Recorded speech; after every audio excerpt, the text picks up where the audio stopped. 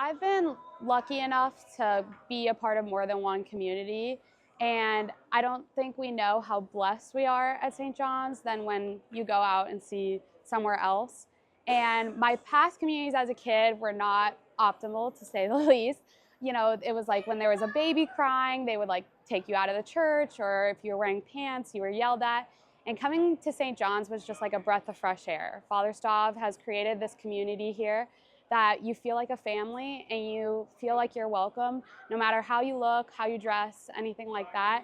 And I feel so grateful that he's my friend and mentor, and having him establish the youth here especially is something that I now want to give back and make sure that continues on throughout St. John's time here.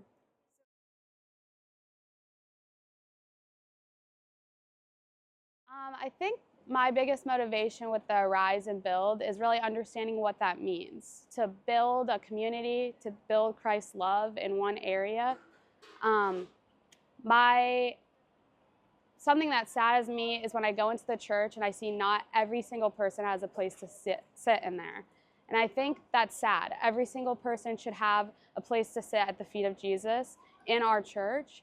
And that should be all of our motivations for this. And it's not about the money, it's about having a place that everyone's welcome.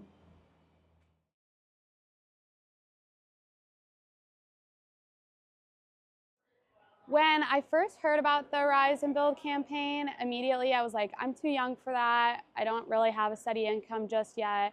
You know, kind of not for me. I already donate my time and that's what I give to the church.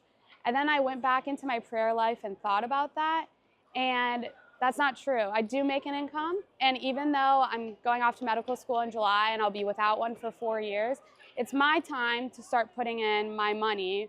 And it's my time to put my money where my mouth is. I think it's so easy to go out and proclaim, like, I'm a parishioner of St. John's and I'm a Christian.